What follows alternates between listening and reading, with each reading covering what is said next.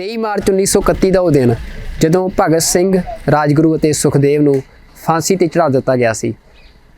ਬਰਤਾਨੀਆ ਹਕੂਮਤ ਵੱਲੋਂ ਕੀਤੇ ਇਸ ਕੰਮ ਨੇ ਪੰਜਾਬ ਦੇ ਵਿੱਚ ਖਾਸ ਕਰਕੇ ਬਰਤਾਨੀਆ ਹਕੂਮਤ ਦੇ ਖਿਲਾਫ ਆਜ਼ਾਦੀ ਦੀ ਜੋ ਲਹਿਰ ਚੱਲ ਰਹੀ ਸੀ ਉਸ ਨੂੰ ਬੜੀ ਤਾਕਤ ਦਿੱਤੀ। ਭਗਤ ਸਿੰਘ ਪੰਜਾਬ ਦਾ ਹੀ ਨਹੀਂ ਬਲਕਿ ਪੂਰੇ ਭਾਰਤ ਦੀ ਗੱਲ ਕਰਨੀ ਹੋਵੇ ਤਾਂ ਇੱਕ ਰੈਸਿਸਟੈਂਸ ਦਾ ਸਿੰਬਲ ਬਣ ਚੁੱਕਿਆ। ਭਗਤ ਸਿੰਘ ਨੂੰ ਵੱਖੋ-ਵੱਖ ਵਿਚਾਰਧਾਰਾਵਾਂ ਦੀਆਂ ਪਾਰਟੀਆਂ ਵੀ ਜਿਹੜੀਆਂ ਆ ਉਹ ਆਪਣੇ ਸਿੰਬਲ ਵਜੋਂ ਵਰਤਦੀਆਂ ਨੇ। ਅੱਜ ਜਦੋਂ ਭਗਤ ਸਿੰਘ ਦਾ ਸ਼ਹੀਦੀ ਦਿਹਾੜਾ ਜਿਹੜਾ ਆ ਉਹ ਪੰਜਾਬ ਦੇ ਵਿੱਚ ਵੱਡੇ ਪੱਧਰ ਤੇ ਮਨਾਇਆ ਜਾ ਰਿਹਾ ਹੈ, ਪੰਜਾਬ ਦੇ ਵਿੱਚ ਸਰਕਾਰੀ ਛੁੱਟੀ ਦਾ ਐਲਾਨ ਕੀਤਾ ਗਿਆ ਨਵੀਂ ਸਰਕਾਰ ਵੱਲੋਂ, ਜੋ ਪਿਛਲੇ ਦਿਨੀ ਪੰਜਾਬ ਦੇ ਵਿੱਚ ਬਣੀ ਆ ਆਮ ਆਦਮੀ ਪਾਰਟੀ ਦੀ, ਤੇ ਭਗਵੰਤ ਮਾਨ ਜਿਸ ਦੇ ਮੁੱਖ ਮੰਤਰੀ ਨੇ। ਭਗਵੰਤ ਮਾਨ ਨੇ ਜੋ ਸਭ ਤੋਂ ਪਹਿਲਾ ਫੈਸਲਾ ਸਰਕਾਰ ਬਣਨ ਤੋਂ ਬਾਅਦ ਕੀਤਾ ਉਹ ਵੀ ਭਗਤ ਸਿੰਘ ਨਾਲ ਜੁੜਿਆ ਸੀ। ਭਗਵੰਤ ਮਾਨ ਨੇ ਐਲਾਨ ਕੀਤਾ ਸੀ ਕਿ ਪੰਜਾਬ ਦੇ ਸਾਰੇ ਸਰਕਾਰੀ ਦਫ਼ਤਰਾਂ ਦੇ ਵਿੱਚ ਤਸਵੀਰਾਂ ਨੇ ਜਿਹੜੀਆਂ ਉਹ ਭਗਤ ਸਿੰਘ ਅਤੇ ਡਾਕਟਰ ਭੀਮ ਰਾਓ ਅੰਬੇਦਕਰ ਦੀਆਂ ਲੱਗਣਗੀਆਂ। ਤੇ ਤਸਵੀਰ ਦੇ ਨਾਲ ਜੁੜਿਆ ਵਿਵਾਦ ਵੀ ਇੱਕ ਖੜਾ ਹੋਇਆ, ਜਿਵੇਂ ਮਹਾਰਾਜਾ ਰਣਜੀਤ ਸਿੰਘ ਦੀ ਤਸਵੀਰ ਨੂੰ ਲਾ ਕੇ ਤੇ ਭਗਵੰਤ ਮਾਨ ਨੇ ਆਪਣੇ ਦਫ਼ਤਰ ਦੇ ਵਿੱਚ ਭਗਤ ਸਿੰਘ ਅਤੇ ਡਾਕਟਰ ਭੀਮ ਰਾਓ ਅੰਬੇਦਕਰ ਦੀਆਂ ਤਸਵੀਰਾਂ ਲਾਈਆਂ। ਤਾਂ ਤਸਵੀਰ ਆਖਰ ਕੀ ਮਹਿਜ਼ ਤਸਵੀਰ ਹੁੰਦੀ ਆ? ਨਹੀਂ, ਸਿਆਸਤ ਦੇ ਵਿੱਚ ਤਸਵੀਰ ਇੱਕ ਬਹੁਤ ਵੱਡਾ ਚਿੰਨ੍ਹ ਹੁੰਦੀ ਆ ਜੋ ਕਿ ਪ੍ਰਭਾਸ਼ਿਤ ਕਰਦੀ ਆ ਕਿ ਤੁਸੀਂ ਕਿਸ ਸੋਚ ਦੇ ਧਾਰਨੀ ਹੋ, ਤੁਸੀਂ ਕਿਸ ਰਾਹ 'ਤੇ ਚੱਲਣ ਵਾਲੇ ਹੋ, ਤੁਸੀਂ ਅਗਲੇ ਸਮੇਂ ਦੇ ਵਿੱਚ ਕਿਹੋ ਜਿਹੇ ਫੈਸਲੇ ਲਵੋਗੇ। ਤਾਂ ਭਗਵੰਤ ਮਾਨ ਦੀ ਗੱਲ ਕਰਨੀ ਹੋਵੇ ਤਾਂ ਭਗਵੰਤ ਮਾਨ ਨੇ ਆਪਣੀ ਸਰਕਾਰ ਨੂੰ ਇਹਨਾਂ ਦੋ ਸ਼ਖਸੀਅਤਾਂ ਦੇ ਨਾਲ ਆਈਡੈਂਟੀਫਾਈ ਕੀਤਾ ਆ, ਭਗਤ ਸਿੰਘ ਅਤੇ ਡਾਕਟਰ ਭੀਮ ਰਾਓ ਅੰਬੇਦਕਰ ਦੇ ਨਾਲ।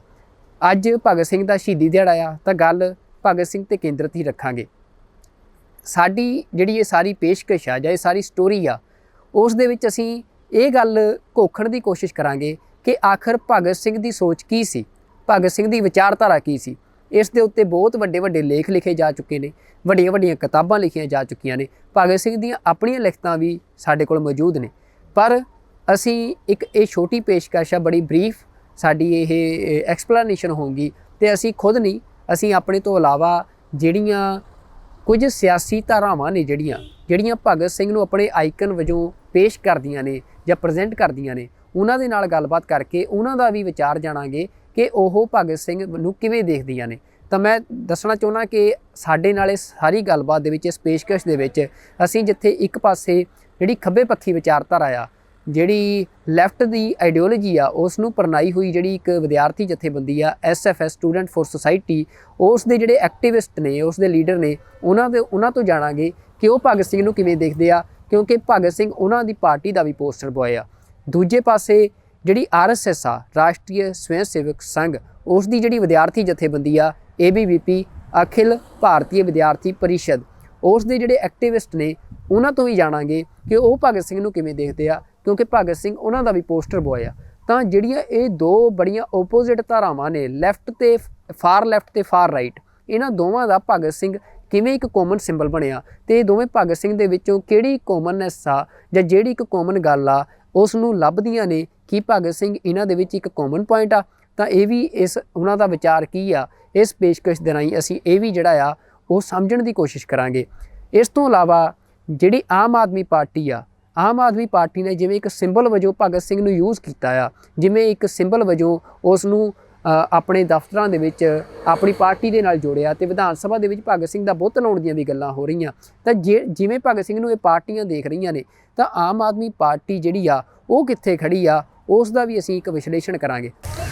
ਸਾਡੇ ਹਿਸਾਬ ਨਾਲ ਜੋ ਭਗਤ ਸਿੰਘ ਦਾ ਸਭ ਤੋਂ ਜ਼ਿਆਦਾ ਕੰਟਰੀਬਿਊਸ਼ਨ ਹੈ, ਦੋ ਪਹਿਲੂਆਂ 'ਤੇ ਵੱਡਾ ਕੰਟਰੀਬਿਊਸ਼ਨ ਹੈ। ਇੱਕ ਤਾਂ ਸੈਕਰੀਫਾਈਸ ਦਾ, ਕਿ ਇੱਕ ਉਹਨੇ ਏਮ ਲਿਆ ਕਿ ਬ੍ਰਿਟਿਸ਼ ਇੰਪੀਰੀਅਲਿਜ਼ਮ ਦੇ ਖਿਲਾਫ ਉਹਨੂੰ ਉਖਾੜਨ ਦਾ, ਉਹਦੇ ਲਈ ਉਹ ਜਾਨ ਦੇ ਗਿਆ 23 ਸਾਲ ਦੀ ਉਮਰ ਦੇ ਵਿੱਚ।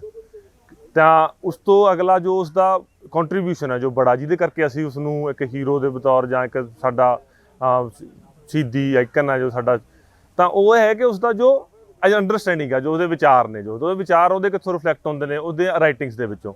ਤਾਂ ਉਹਦੀ ਜੋ ਸਭ ਤੋਂ ਜ਼ਿਆਦਾ ਇੰਪੋਰਟੈਂਟ ਜੋ ਉਸਦੀ ਰਾਈਟਿੰਗ ਆ, ਜੋ ਉਸਦੇ ਵਿਊ ਨੂੰ ਕਲੀਅਰ ਕਰਦੀ ਆ, ਉਹ ਹੈਗੀ ਉਹਦੀ ਟੂ ਦਾ ਯੰਗ ਪੋਲੀਟੀਕਲ ਵਰਕਰ। ਉਹਦੀ ਸ਼ਹਾਦਤ ਤੋਂ ਮਹੀਨਾ ਡੇਢ ਮਹੀਨਾ ਪਹਿਲਾਂ ਦੀ ਰਾਈਟਿੰਗ ਆ। ਉਸ ਦੇ ਵਿੱਚ ਉਹ ਕਲੀਅਰ ਕਰਦਾ ਗਾ ਕਿ ਸਿਰਫ ਉਹ ਬ੍ਰਿਟਿਸ਼ ਅੰਪਾਇਰ ਨੂੰ ਪਲਟਣ ਦੀ ਗੱਲ ਨਹੀਂ ਕਰਦਾ, ਉਹ ਪੂਰੇ ਦੇ ਪੂਰੇ ਸਾਮਰਾਜ ਦੇ ਮਾਡਲ ਨੂੰ ਪਲਟਣ ਦੀ ਗੱਲ ਕਰਦਾ। ਤੇ ਉਸ ਸਾਮਰਾਜ ਨਾਲ ਜਿਹੜੇ ਭਾਰਤੀ ਲੋਕ, ਜਿਹੜੇ ਇੱਥੋਂ ਦੇ ਪੂੰਜੀਪਤੀ ਸੀਗੇ ਉਸ ਸਮੇਂ ਦੇ, ਪਰਸ਼ੋਤਮ ਦਾਸ ਦੀ ਉਹ ਗੱਲ ਕਰਦਾ ਜੋ ਉਸ ਸਮੇਂ ਟਾਟੇ ਬਿਰਲੇ ਸੀ, ਉਹਨਾਂ ਦਾ ਜੋ ਅਲਾਇੰਸ ਆ ਉਸ ਨੂੰ ਵੀ ਬੇਪਰਦ ਕਰਦਾ, ਉਹ ਕਾਂਗਰਸ ਦੇ ਕਰੈਕਟਰ ਨੂੰ ਵੀ ਬੇਪਰਦ ਕਰਦਾ ਕਿ ਕਾਂਗਰਸ ਸਿਰਫ ਦਲਾਲੀ ਕਰ ਰਹੀ ਆ। ਤਾਂ ਉਹਦੀ ਇਹ ਖੂਬਸੂਰਤੀ ਹੈ ਕਿ ਜੋ 70 ਸਾਲਾਂ ਬਾਅਦ ਅਸੀਂ ਅੱਜ ਦੇਖਦੇ ਹਾਂ ਕਿ ਕਾਂਗਰਸ ਨੇ ਵਿਦੇਸ਼ੀ ਜੋ ਤਾਕਤਾਂ ਨੇ, ਪੂੰਜੀ ਆ, ਸਾਰਾ ਮਾਡਲ ਦੇਸ਼ ਦਾ ਉਹਦੇ ਸਿਰ ਤੇ ਖੜਾ ਕੀਤਾ, ਜਿਹਦੇ ਕਰਕੇ ਉਹ ਹਿੰਦੂ ਰਾਸ਼ਟਰ ਵੀ ਖੜਾ ਕਰਦੇ ਨੇ, ਜਿਹਦੇ ਕਰਕੇ ਉਹ ਸੂਬਿਆਂ ਦੇ ਹੱਕ ਵੀ ਹੁੰਦੇ ਨੇ। ਉਹ ਉਹਨੇ ਉਦੋਂ ਚਿੰਨਤ ਕਰ ਲਿਆ ਜਿਸ ਸਮੇਂ ਦੇਸ਼ ਦੇ ਵਿੱਚ ਹੋਰ ਕੋਈ ਲੀਡਰ ਉਹਦੇ ਕੰਟੈਂਪਰੇਰੀ ਇਹ ਚੀਜ਼ ਚਿੰਨਤ ਨਹੀਂ ਕਰ ਰਿਹਾ ਕਿ ਕਾਂਗਰਸ ਦਾ ਰੋਲ ਦਲਾਲੀ ਵਾਲਾ ਗਾ। ਤਾਂ ਇਸ ਕਰਕੇ ਭਗਤ ਸਿੰਘ ਜਿਹੜੇ ਵੀ ਯੂਥ ਨੇ ਇਸ ਦੇਸ਼ ਦੇ ਵਿੱਚ ਸਹੀ ਮਾਇਨੇ 'ਚ ਕੋਈ ਲੋਕਤੰਤਰ ਲਿਆਉਣਾ, ਸਹੀ ਮਾਇਨੇ 'ਚ ਕੋਈ ਬਰਾਬਰੀ ਦਾ ਸਮਾਜ ਲਿਆਉਣਾ, ਉਹਨਾਂ ਨੂੰ ਭਗਤ ਸਿੰਘ ਨੂੰ ਅੱਗੇ ਹੇਲ ਕਰਨਾ ਚਾਹੀਦਾ ਕਿ ਜਿਹੜੀਆਂ ਤਾਕਤਾਂ ਅੱਜ ਜਾਂ ਰਾਈਟ ਵਿੰਗ ਕਰ ਰਿਹਾ ਹੈਗਾ, ਖਾਸ ਕਰ ਆਰਐਸਐਸ ਕਰ ਰਹੀ ਹੈ, ਉਹਨੂੰ ਰਾਸ਼ਟਰਵਾਦੀ ਕੋਸ਼ਿਸ਼ ਕਰ ਰਹੀ ਆ, ਤਾਂ ਉਹਦੇ ਵਿਚਾਰਾਂ ਨਾਲ ਕੋਈ ਲੈਣ ਤਾਲਮੇਲ ਨਹੀਂ ਹੈ। ਉਹ ਇੱਕ ਉਹਨਾਂ ਦੀ ਕੋਸ਼ਿਸ਼ ਹੈ ਕਿ ਪਹਿਲਾਂ ਉਹ ਬਦਨਾਮ ਕਰਦੇ ਨੇ, ਸੱਤਾ ਬਦਨਾਮ ਕਰਦੀ ਹੈ ਹੀਰੋਆਂ ਨੂੰ, ਲੋਕਾਂ ਦੇ ਹੀਰੋਆਂ ਨੂੰ। ਜਦੋਂ ਬਦਨਾਮ ਨਹੀਂ ਕਰਨਾ ਚਾਹੁੰਦੀ, ਉਹਨਾਂ ਨੂੰ ਕੋਆਪਟ ਕਰਨ ਦੀ ਕੋਸ਼ਿਸ਼ ਕਰਦੀ ਹੈ, ਉਹਨਾਂ ਨੂੰ ਆਪਦੇ ਵਿੱਚ ਹੀ ਰਲਾ ਲੈਣਾ ਚਾਹੁੰਦੀ ਆ। ਤਾਂ ਬਾਕੀ ਫੋਰਸਾਂ ਰਲਾ ਰਹੀਆਂ ਨੇ ਆਪਦੇ ਵਿੱਚ। ਨਹੀਂ, ਜੇ ਆਪਾਂ ਉਸਦੀ ਮਤਲਬ ਉਹਦੀ ਲਾਸਟ ਜਿਹੜੀ ਮੈਂ ਰਾਈਟਿੰਗ ਦੀ ਗੱਲ ਕਰਦਾ, ਉਹਦੇ ਇਨਕਲਾਬ ਦੇ ਖਰੜੇ ਬਾਰੇ ਜੋ ਲਿਖ ਰਿਹਾ ਹੈਗਾ, ਉਸ ਦੇ ਇਨਕਲਾਬ ਦੇ ਖਰੜ ਦੇ ਵਿੱਚ ਤਾਂ ਇਹ ਆ ਕਿ ਨੌਜਵਾਨ ਅੰਡਰਗਰਾਊਂਡ ਗਰੁੱਪ ਬਣਾਉਣ ਤੇ ਉਹਨਾਂ ਨੇ ਫੌਜੀ ਦਮ ਦੇ ਨਾਲ ਕਿਵੇਂ ਇਸ ਬ੍ਰਿਟਿਸ਼ ਸਾਮਰਾਜ ਨੂੰ ਉਖਾੜਨਾ, ਉਹ ਤਾਂ ਉਸਦੀ ਲਾਈਨ ਦੇ ਰਿਹਾ ਹੈਗਾ। ਉਸ ਤੋਂ ਬਾਅਦ ਇੱਥੇ ਮਤਲਬ ਸਮਾਜਵਾਦ, ਬਰਾਬਰੀ ਜਦੋਂ ਕਹਿੰਦਾ ਕਿ ਮਨੁੱਖ ਤੋਂ ਮਨੁੱਖ ਦੀ ਲੁੱਟ ਖਤਮ ਹੋਵੇ, ਉਹ ਸਮਾਜਵਾਦ ਕਿਵੇਂ ਸਥਾਪਿਤ ਹੋ ਸਕਦਾ ਗਾ, ਉਹ ਤਾਂ ਉਹ ਇਹ ਸਾਰਾ ਮਾਡਲ ਦੇ ਰਿਹਾ ਹੈਗਾ।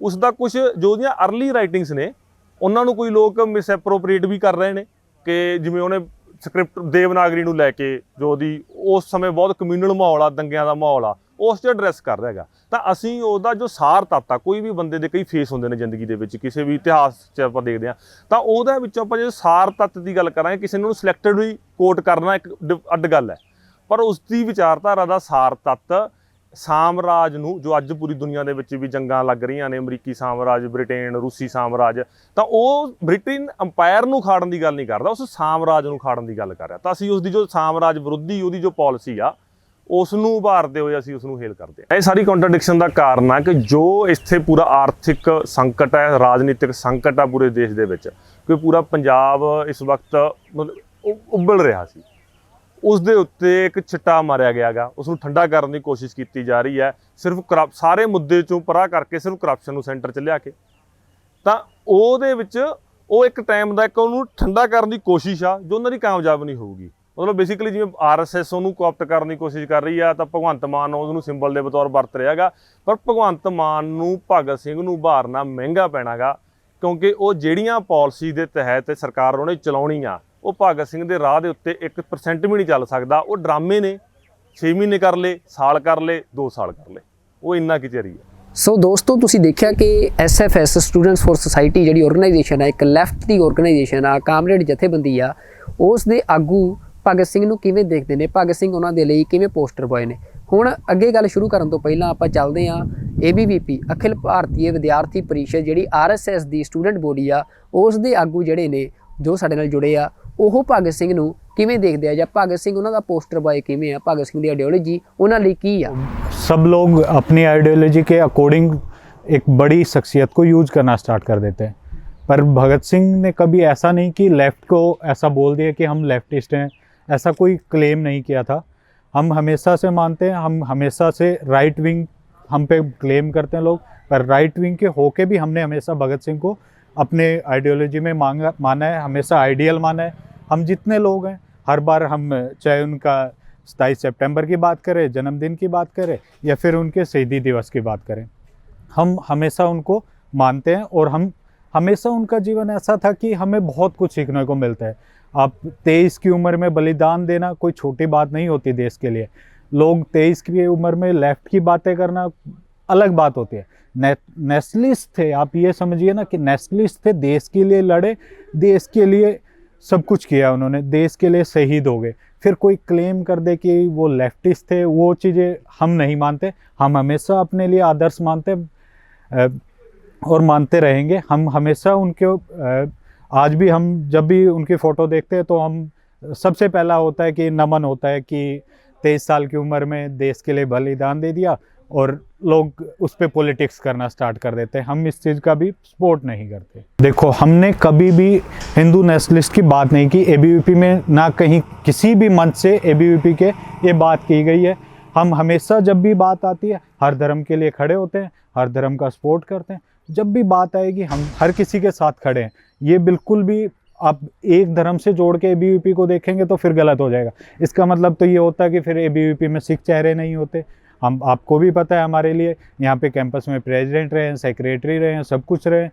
तो ये तो कहने की बातें होती है, ये एजेंडा चलाए जाते हैं। आपको एबीवीपी को सीधा सा बीजेपी से जोड़ दिया जाता है या फिर अदर सब किसी को जोड़ दिया जाता है। पर हम तो आज तक बोलते हैं कि बीजेपी तो 80s में आई है, हम तो 1949 से स्टूडेंट्स के लिए काम कर रहे हैं, तो बीजेपी से तो हमारा कोई लेना देना नहीं हुआ। वो तो ये तो जोड़ने की बातें होती है ना। आप स्टूडेंट्स के राइट्स के लिए खड़े होते हैं और हम कभी भी ये बात, आप किसी भी धर्म की बात करके नहीं किया जाता ना। आप स्टूडेंट्स हैं, आपसे ये नहीं पूछा जाएगा कि किस धर्म का है, आपका ये काम करना है कि नहीं करना। हम स्टूडेंट्स पॉलिटिक्स करते हैं तो उसमें धर्म का कोई लेना देना नहीं है। ਸੋ ਤੁਸੀਂ ਇਹ ਦੋਵੇਂ ਜਿਹੜੀਆਂ ਧਾਰਾਵਾਂ ਨੇ, ਵੱਖੋ-ਵੱਖ ਧਾਰਾਵਾਂ ਨੇ, ਲੈਫਟ ਤੇ ਰਾਈਟ, ਇਹਨਾਂ ਦੋਵਾਂ ਦਾ ਇੱਕ ਕਾਮਨ ਪੁਆਇੰਟ ਭਗਤ ਸਿੰਘ ਨੂੰ ਵੀ ਸੈਲੀਬ੍ਰੇਟ ਕਰਦੇ ਨੇ। ਉਹ ਕਿਵੇਂ ਸੈਲੀਬ੍ਰੇਟ ਕਰਦੇ ਨੇ, ਕੀ ਥੋਟ ਆ, ਉਹ ਤੁਸੀਂ ਦੇਖਿਆ ਆ ਕਿ ਕਿਵੇਂ ਇੱਕ ਬੰਦਾ ਜਿਹੜਾ ਜਿਹਨੇ ਸਟਰਗਲ ਕੀਤੀ ਹੋਵੇ, ਇਸਟੈਬਲਿਸ਼ਮੈਂਟ ਦੇ ਖਿਲਾਫ ਸਟਰਗਲ ਕੀਤੀ ਹੋਵੇ, ਉਹ ਕਿਵੇਂ ਭਗਤ ਸਿੰਘ ਨੂੰ ਦੇਖ ਰਹੇ ਆ। ਹੁਣ ਗੱਲ ਆਉਂਦੀ ਆ ਆਮ ਆਦਮੀ ਪਾਰਟੀ ਤੇ। ਆਮ ਆਦਮੀ ਪਾਰਟੀ ਨੇ ਭਗਤ ਸਿੰਘ ਨੂੰ ਸੈਲੀਬ੍ਰੇਟ ਕੀਤਾ, ਭਗਤ ਸਿੰਘ ਦੇ ਨਾਲ ਆਪਣੇ ਆਪ ਨੂੰ ਆਈਡੈਂਟੀਫਾਈ ਕੀਤਾ, ਪਰ ਭਗਤ ਸਿੰਘ ਦੀ ਜਿਹੜੀ ਹਿਸਟਰੀ ਆ ਉਹ ਇੱਕ ਬੜਾ ਸਵਾਲ ਖੜਾ ਕਰ ਰਹੀ ਹੈ ਆਮ ਆਦਮੀ ਪਾਰਟੀ ਤੇ।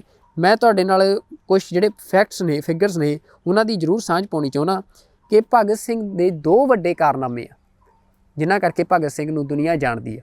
ਭਗਤ ਸਿੰਘ ਦਾ ਇੱਕ ਵੱਡਾ ਕਾਰਨਾਮਾ ਕਿ 17 ਅਪ੍ਰੈਲ 1928 ਨੂੰ ਭਗਤ ਸਿੰਘ ਨੇ ਬਰਤਾਨੀਆ ਦੇ ਜਿਹੜੇ ਅਫਸਰ ਦਾ, ਪੁਲਿਸ ਆਫਿਸਰ ਸਾਂਡਰਸ ਸੀ, ਉਸ ਨੂੰ ਗੋਲੀ ਮਾਰ ਕੇ ਕਤਲ ਕੀਤਾ। ਤੇ 8 ਅਪ੍ਰੈਲ 1929 ਨੂੰ ਭਗਤ ਸਿੰਘ ਨੇ ਜਿਹੜੀ ਪਾਰਲੀਮੈਂਟ ਆ, ਅਸੈਂਬਲੀ ਆ, ਉਸ ਦੇ ਵਿੱਚ ਬੰਬ ਸੁੱਟਿਆ। ਤਾਂ ਤੁਸੀਂ ਵੀ ਜਾਣਦੇ ਹੋ, ਸਾਰੀ ਦੁਨੀਆ ਜਾਣਦੀ ਹੈ ਕਿ 2 ਵੱਡੇ ਐਕਟ ਜਿਹੜੇ ਆ ਭਗਤ ਸਿੰਘ ਨਾਲ ਜੁੜੇ ਆ। ਤਾਂ ਇਹ ਦੋਵੇਂ ਐਕਟ ਆਰਮਡ ਰੈਜ਼ਿਸਟੈਂਸ ਦਾ ਹਿੱਸਾ ਆ, ਹਥਿਆਰਬੰਦ ਸੰਘਰਸ਼ ਦਾ ਹਿੱਸਾ ਆ। ਤਾਂ ਅੱਜ ਪੰਜਾਬ ਦੀ ਸਰਕਾਰ ਜਿਹੜੀ ਆ ਉਹ ਭਗਤ ਸਿੰਘ ਦੇ ਨਾਲ ਆਪਣੀ ਗਵਰਨਮੈਂਟ ਨੂੰ ਆਈਡੈਂਟੀਫਾਈ ਕਰ ਰਹੀ ਆ। ਤਾਂ ਕੀ ਭਗਤ ਸਿੰਘ ਦਾ ਜਿਹੜਾ ਇਹ ਰਾਹ ਸੀ ਕਿ ਜਿਹੜਾ ਰੈਵੋਲੂਸ਼ਨ ਆ ਜਾਂ ਜਿਹੜਾ ਇਨਕਲਾਬ ਆ ਉਹ ਆਰਮਡ ਰੈਜ਼ਿਸਟੈਂਸ ਦੇ ਰਾਹੀਂ ਹੀ ਆ ਸਕਦਾ ਹੈ, ਜਾਂ ਭਗਤ ਸਿੰਘ ਨੇ ਜਿਹੜਾ ਆਰਮਡ ਰੈਜ਼ਿਸਟੈਂਸ ਦਾ ਰਾਹ ਚੁਣਿਆ, ਤਾਂ ਕੀ ਆਮ ਆਦਮੀ ਪਾਰਟੀ ਉਸ ਦੇ ਨਾਲ ਵੀ ਵਾਹ ਵਾਸਤਾ ਰੱਖਦੀ ਆ? ਕੀ ਆਮ ਆਦਮੀ ਪਾਰਟੀ ਦੇ ਆਈਡੀਓਲੋਗ ਜਾਂ ਥਿੰਕਰਸ ਨੇ, ਉਹਨਾਂ ਦਾ ਇਹਦੇ ਬਾਰੇ ਕੀ ਸੋਚਣਾ ਆ? ਆਮ ਆਦਮੀ ਪਾਰਟੀ ਨੂੰ ਸ਼ਾਇਦ ਇਹਦੇ ਬਾਰੇ ਵੀ ਅੱਗੇ ਵਿਚਾਰਾਂ ਹੋਣਗੀਆਂ ਕਿ ਕੀ ਭਗਤ ਸਿੰਘ ਦੇ ਇਸ ਰਾਹ 'ਤੇ ਆਮ ਆਦਮੀ ਪਾਰਟੀ ਦਾ ਕੀ ਸਟੈਂਡ ਆ। ਪਰ ਇਹ ਵੱਡਾ ਸਵਾਲ ਆ। ਪਰ ਇਹ ਸਵਾਲ ਉਦੋਂ ਹੋਰ ਅਹਿਮ ਹੋ ਜਾਂਦਾ ਆ ਜਦੋਂ ਆਮ ਆਦਮੀ ਪਾਰਟੀ ਇੱਕ ਸਟੇਟ ਐਸਟੈਬਲਿਸ਼ਮੈਂਟ ਦਾ ਹਿੱਸਾ ਆ। ਤਾਂ ਉੱਥੇ ਜਿੱਥੇ ਇੱਕ ਪਾਸੇ ਭਗਤ ਸਿੰਘ ਦੇ ਨਾਲ ਪਾਰਟੀਜ਼ ਆਪਣੇ ਆਪ ਨੂੰ ਆਈਡੈਂਟੀਫਾਈ ਕਰਦੀਆਂ ਨੇ, ਤਾਂ ਉੱਥੇ ਦੂਜੇ ਪਾਸੇ ਇਹ ਪੁਆਇੰਟ ਆ ਕਿ ਜਿੱਥੇ ਭਗਤ ਸਿੰਘ ਨੇ ਆਪਣੀ ਪੋਲੀਟੀਕਲ ਆਈਡੀਓਲੋਜੀ ਦੇ ਲਈ, ਆਪਣੀ ਪੋਲੀਟੀਕਲ ਓਪੋਜੀਸ਼ਨ ਨੂੰ ਅਸਰਟ ਕਰਨ ਦੇ ਲਈ ਹਥਿਆਰਾਂ ਦਾ ਰਾਹ ਚੁਣਿਆ, ਉੱਥੇ ਦੂਜੇ ਪਾਸੇ ਜਦੋਂ ਅੱਜ ਦੇ ਸਮੇਂ 'ਚ ਗੱਲ ਕਰਦੇ ਹਾਂ ਤਾਂ ਇੱਥੇ ਤਾਂ ਹਾਲਾਤ ਇਹ ਨੇ ਕਿ ਜੇ ਸਿੱਖ ਨੌਜਵਾਨ ਮਹਿਜ਼ ਆਪਣੇ ਕਿਸੇ ਪੋਲੀਟੀਕਲ ਥੋਟ ਦੇ ਲਈ, ਆਪਣੇ ਪੋਲੀਟੀਕਲ ਆਈਡੀਆ ਦੇ ਲਈ ਉਹ ਕਿਤਾਬਾਂ ਵੀ ਰੱਖਦੇ ਆ, ਤਾਂ ਕਿਤਾਬਾਂ ਰੱਖਣ ਦੇ ਜ਼ੁਰਮ 'ਚ ਵੀ ਉਹਨਾਂ ਨੂੰ ਉਮਰ ਕੈਦ ਹੋ ਜਾਂਦੀ ਆ। ਤਾਂ ਜਿਹੜੇ ਉਹ ਨੌਜਵਾਨ, ਸਿੱਖ ਨੌਜਵਾਨ ਕਿਤਾਬਾਂ ਰੱਖਣ ਦੇ ਦੋਸ਼ 'ਚ ਉਮਰ ਕੈਦੀ ਨੇ, ਜਿਨ੍ਹਾਂ ਨੂੰ ਉਮਰ ਕੈਦ ਸੁਣਾਈ ਗਈ ਆ, ਤਾਂ ਉਹਦੇ 'ਤੇ ਆਮ ਆਦਮੀ ਪਾਰਟੀ ਦਾ ਕੀ ਸਟੈਂਡ ਆ? ਕੀ ਆਮ ਆਦਮੀ ਪਾਰਟੀ ਹੁਣ ਪੰਜਾਬ ਸਰਕਾਰ ਵਜੋਂ ਉਹਨਾਂ ਨੌਜਵਾਨਾਂ ਦੀ ਰਿਹਾਈ ਸੰਭਵ ਕਰਾਏਗੀ? ਇੱਕ ਵੱਡਾ ਸਵਾਲ ਆ। ਇਸ ਤੋਂ ਇਲਾਵਾ ਹੋਰ ਬੜੇ ਨੌਜਵਾਨ ਨੇ ਜਿਹੜੇ ਸਿਰਫ ਪੋਲੀਟੀਕਲ ਆਈਡੀਓਲੋਜੀ ਜਾਂ ਪੋਲੀਟੀਕਲ ਥਿੰਕਿੰਗ ਕਰਕੇ, ਜਿਵੇਂ ਜਗਮੀਤ ਸਿੰਘ ਦਾ ਇੱਕ ਵੱਡਾ ਕੇਸ ਆ ਕਿ ਉਹ ਨੌਜਵਾਨ ਮਹਿਜ਼ ਉਹਨੇ ਕੋਈ ਆਰਮਡ ਰੈਜ਼ਿਸਟੈਂਸ ਨਹੀਂ ਕੀਤੀ, ਉਸ ਨੌਜਵਾਨ ਨੇ ਕੋਈ ਵੀ ਵਾਇਲੈਂਟ ਐਕਟ ਨਹੀਂ ਕੀਤਾ, ਬਸ ਉਹ ਨੌਜਵਾਨ ਇੱਕ ਜਿਹਨੂੰ ਆਪਾਂ ਕਹਿ ਸਕਦੇ ਹਾਂ ਪੀਸਫੁਲ ਵੇ ਦੇ ਨਾਲ ਆਪਣੀ ਪੋਲੀਟੀਕਲ ਥੋਟ ਨੂੰ, ਆਈਡੀਆ ਨੂੰ, ਆਪਣੇ ਪੋਲੀਟੀਕਲ ਆਈਡੀਆ ਨੂੰ ਜਿਹੜਾ ਐਕਸਪ੍ਰੈਸ ਕਰ ਰਿਹਾ ਸੀ, ਤੇ ਉਹ ਨੌਜਵਾਨ ਅੱਜ ਜੇਲ੍ਹ 'ਚ ਆ। ਉਹਦੇ 'ਤੇ ਆਮ ਆਦਮੀ ਪਾਰਟੀ ਦਾ ਕੀ ਸਟੈਂਡ ਆ? ਤਾਂ ਆਮ ਆਦਮੀ ਪਾਰਟੀ ਕੀ ਮਹਿਜ਼ ਭਗਤ ਸਿੰਘ ਨੂੰ ਜਸਟ ਇੱਕ ਸਿੰਬਲ ਵਜੋਂ ਯੂਜ਼ ਕਰ ਰਹੀ ਹੈ, ਜਾਂ ਭਗਤ ਸਿੰਘ ਦਾ ਜਿਹੜਾ ਰੈਜ਼ਿਸਟੈਂਸ ਦਾ ਆਈਡੀਆ ਸੀ ਉਹਦੇ ਨਾਲ ਵੀ ਕੋਈ ਵਾਹ ਵਾਸਤਾ ਰੱਖਦੀ ਆ? ਜਾਂ ਫਿਰ ਆਮ ਆਦਮੀ ਪਾਰਟੀ 'ਤੇ ਸਵਾਲ ਆ ਕਿ ਜਿਹੜੇ ਲੋਕ ਰੈਜ਼ਿਸਟੈਂਸ ਦਿੰਦੇ ਰਹੇ ਨੇ ਸਿਸਟਮ ਨੂੰ, ਜਿਹੜੇ ਲੋਕ ਐਸਟੈਬਲਿਸ਼ਮੈਂਟ ਨੂੰ ਰੈਜ਼ਿਸਟੈਂਸ ਦਿੰਦੇ ਰਹੇ ਨੇ, ਭਾਵੇਂ ਉਹ ਪੀਸਫੁਲ ਵੇ ਦੇ ਨਾਲ ਹੀ ਹੋਵੇ, ਉਹਨਾਂ ਨੂੰ ਬਲੈਕ ਲੋਜ਼ ਜਿਨ੍ਹਾਂ ਨੂੰ ਕਿਹਾ ਜਾਂਦਾ, UAPA ਵਰਗੇ ਕਾਨੂੰਨ ਨੇ, ਹੋਰ ਵੱਖੋ-ਵੱਖ ਕਾਨੂੰਨ ਨੇ, ਉਹਨਾਂ ਕਾਨੂੰਨਾਂ ਦੇ ਉੱਤੇ ਜਿਵੇਂ ਉਹਨਾਂ ਲੋਕਾਂ ਨੂੰ, ਉਹਨਾਂ ਨੌਜਵਾਨਾਂ ਨੂੰ ਜੇਲ੍ਹਾਂ 'ਚ ਸੁੱਟਿਆ ਗਿਆ, ਤਾਂ ਉਹਨਾਂ 'ਤੇ ਆਮ ਆਦਮੀ ਪਾਰਟੀ ਦਾ ਕੀ ਸਟੈਂਡ ਆ? ਕੀ ਆਮ ਆਦਮੀ ਪਾਰਟੀ ਦੀ ਸਰਕਾਰ 'ਚ ਉਹ ਨੌਜਵਾਨ ਆਪਣੇ ਘਰਾਂ ਨੂੰ ਪਰਤਣਗੇ? ਕੀ ਆਮ ਆਦਮੀ ਪਾਰਟੀ ਜਿਹੜੇ ਸਿੱਖ ਪੋਲੀਟੀਕਲ ਪ੍ਰਿਜ਼ਨਰਸ ਨੇ ਉਹਨਾਂ ਦੇ ਉੱਤੇ ਕੀ ਆਪਣਾ ਰਵੱਈਆ ਲੈਂਦੀ ਆ? ਕਿਉਂਕਿ ਸਿੱਖ ਪੋਲੀਟੀਕਲ ਪ੍ਰਿਜ਼ਨਰਸ ਦੇ ਇਸ਼ੂ 'ਤੇ ਆਮ ਆਦਮੀ ਪਾਰਟੀ ਪਹਿਲਾਂ ਹੀ ਸਵਾਲਾਂ ਦੇ ਘੇਰੇ 'ਚ ਆ। ਆਮ ਆਦਮੀ ਪਾਰਟੀ ਨੇ ਜਿਵੇਂ ਪ੍ਰੋਫੈਸਰ ਭੁੱਲਰ ਦੇ ਕੇਸ 'ਚ ਰਵੱਈਆ ਰਿਹਾ, ਤਾਂ ਉਹ ਪਹਿਲਾਂ ਹੀ ਬੜਾ ਸਵਾਲਾਂ ਦੇ ਘੇਰੇ 'ਚ ਆ। ਤਾਂ ਹੁਣ ਆਮ ਆਦਮੀ ਪਾਰਟੀ ਇੱਕ ਕੰਪਲੀਟ ਮੈਂਡੇਟ ਦੇ ਨਾਲ ਪੰਜਾਬ ਦੀ ਸੱਤਾ 'ਤੇ ਕਾਬਜ ਆ। ਤਾਂ ਆਮ ਆਦਮੀ ਪਾਰਟੀ ਦਾ ਇਹਨਾਂ ਪੋਲੀਟੀਕਲ ਇੰਡੀਪੈਂਡੈਂਟ ਆਈਡੀਆਜ਼ ਰੱਖਣ ਵਾਲੇ ਲੋਕਾਂ ਦੇ ਪ੍ਰਤੀ ਕੀ ਰਵੱਈਆ ਰਹਿੰਦਾ ਆ, ਤਾਂ ਇਹ ਸਪਸ਼ਟ ਹੋਵੇਗਾ ਕਿ ਕੀ ਆਮ ਆਦਮੀ ਪਾਰਟੀ ਭਗਤ ਸਿੰਘ ਨੂੰ ਸੱਚਮੁੱਚ ਸੈਲੀਬ੍ਰੇਟ ਕਰ ਰਹੀ ਹੈ, ਜਾਂ ਆਮ ਆਦਮੀ ਪਾਰਟੀ ਮਹਿਜ਼ ਭਗਤ ਸਿੰਘ ਨੂੰ ਜਿਵੇਂ ਬਾਕੀ ਸਾਰੀਆਂ ਪਾਰਟੀਆਂ ਕਰਦੀਆਂ ਨੇ, ਜਿਵੇਂ ਇੱਕ ਪਾਸੇ RSS ਵੀ ਕਰਦੀ ਆ, ਇੱਕ ਪਾਸੇ ਲੈਫਟ ਵੀ ਕਰਦਾ ਆ, ਜਾਂ ਉਵੇਂ ਹੀ ਮਹਿਜ਼ ਤਸਵੀਰਾਂ ਦੇ ਰੂਪ ਦੇ ਵਿੱਚ ਸੈਲੀਬ੍ਰੇਟ ਕਰ ਰਹੀ ਆ।